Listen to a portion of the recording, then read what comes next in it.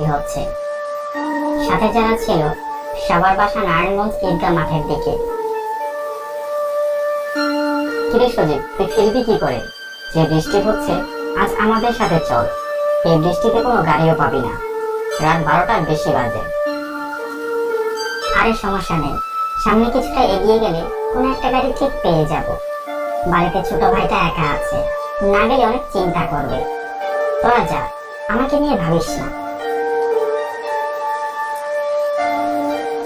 ওরা সবাই চলে গেল। বৃষ্টির দাপটটা আরো যেন বেড়ে গেল। আমি কিছুটা এগিয়ে গেলাম, কালীবাজার অটো স্টপে গিয়ে দাঁড়ালাম।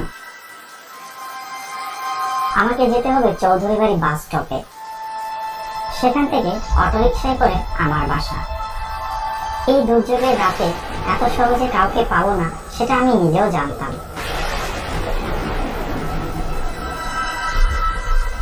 যাই হোক, আমি আর কোনো উপায় না পেয়ে আল্লাহর নাম স্মরণ করতে করতে যাত্রা শুরু করলাম। সারা শরীর ভিজে শেষ, শরীরে অনেক ঠান্ডা অনুভব করছি। হাঁটতে হাঁটতে যখন আমি মেট্রো সিনেমা হলের কাছে আসলাম, আমি একটা অটোরিকশা দেখতে পেলাম। আমি অনেক খুশি হয়ে গেলাম। মনে মনে ঠিক করলাম, যা ভাড়া চাইবে তাই দেব, কারণ আমাকে যত তাড়াতাড়ি সম্ভব বাড়ি ফিরতে হবে। কিন্তু কেউ নেই। আমি ডাকতে শুরু করলাম, কেউ আছো? গাড়িটা কার? এদিকে সেদিকে দেখলাম, না কেউ নেই। কি যে করি, ভাবলাম গাড়িতে উঠে বসে থাকি, আর যাই হোক কিছুক্ষণ এই বৃষ্টির হাত থেকে রক্ষা পাওয়া যাবে। সবেমাত্র আমি অটোতে উঠবো, এমন সময় পেছন থেকে ডাক, চুপ চুপ, কে কোথায় আছো? এদিকে এসো, চোর আমার অটো নিয়ে পালালো। আমি ভীষণ ঘাবড়ে গেলাম। নিচু গলায় বললাম, ভুল করছেন মামা, আমি চোর নই। এই বৃষ্টিতে কোনো গাড়ি না পেয়ে আপনার অটোতে একটু আশ্রয় নিয়েছি।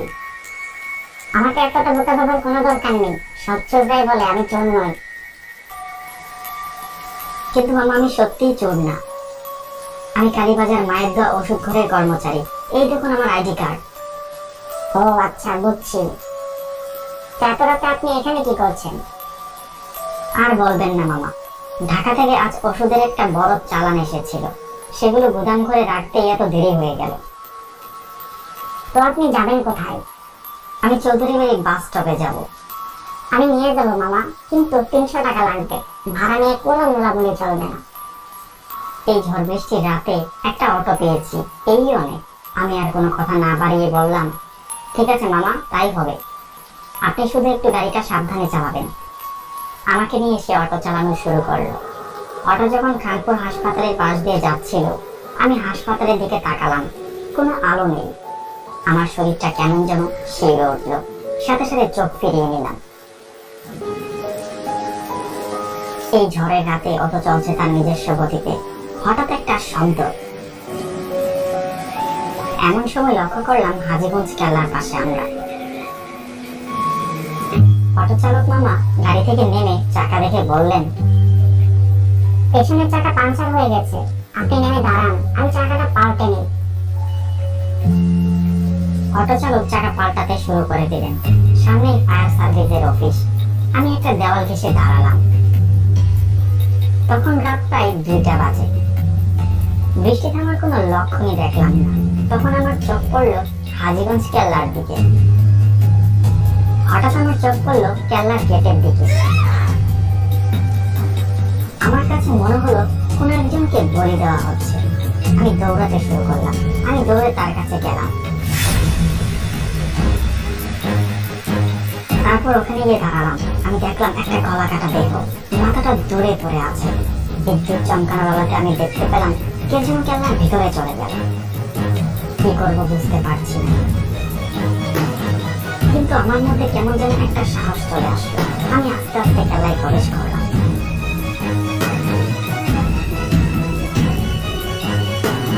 কেল্লার ভিতরে গিয়ে আমি আমার নিজের চোখকে বিশ্বাস করাতে পারছিলাম না। আমাকে দেখে একজন বলতে শুরু করলো, হুজুর, একজনের শিরচ্ছেদ সম্পূর্ণ হয়েছে, ওই তো আরেকজনের, আপনি হুকুম করুন। জল্লাদ এখনই ওই ইংরেজ গুপ্তচরের ধর থেকে মাথাটা আলাদা করে ফেলুন। সিংহাসনে বসে থাকা লোকটা হাতের ইশারা করলো। দুজন এসে আমাকে ধরলো। বলি দেওয়ার কুঠুরিতে আমার মাথাটা ঢুকিয়ে দিল। আমি কিছুই করিনি, আমাকে ছেড়ে দিন, আমি ইংরেজদের দালাল নই। কেউ আমার কোনো কথা শুনল না। জল্লাদ আমাকে কোপ দিল। আরে বাবা, আমি সেই কখন থেকে আপনাকে ডাকছি, আপনি এদিকে এসে পড়লেন। এই বৃষ্টির মধ্যে হামাগুড়ি দিচ্ছেন কেন?